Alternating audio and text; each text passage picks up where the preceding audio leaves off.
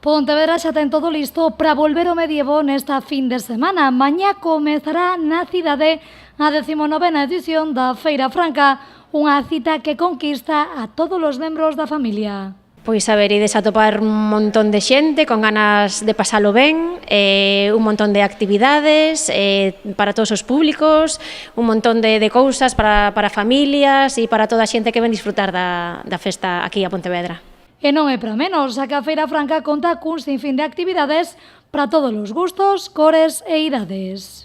Sí, a ver, como ven sendo habitual todos os anos, temos a cetrerías, demostracións que hai de tiro con arco e de danza que hai en Monte dos Ríos, temos os torneos medievais, aparte pois de un montón de postos de alimentación, de artesanía, dos carruseis para toda a cativada, animación polas rúas, música, a demostración dos oficios na ferrería, un montón de cousas, bueno, o desfile do viño, evidentemente, un montón de cousas para pasarlo ben.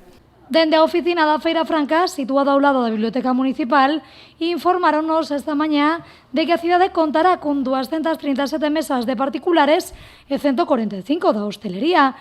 En relación ao mercado, tamén nos dixeron que cada vez hai máis solicitudes.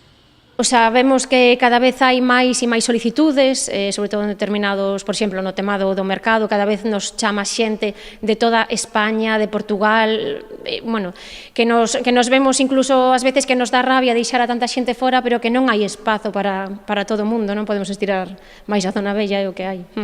E tamén nos anunciaron que cada vez a xente se implica máis coa Feira Franca, tanto coa decoración das mesas como das vestimentas nese día. En xeral, todo o mundo está moi implicado e todo o mundo está moi interesado en poñer bonito o seu posto, ambientalo, recrear a festa, a época. Unha Feira Franca que dará o seu pistoletazo de saída mañá venres ás 7 da tarde cos pregoeiros anunciando o comezo desta 19ª edición desta festa. E ás 10:30 dará comezo o espectáculo As Portas do Lérez dende a Praza da Ferrería.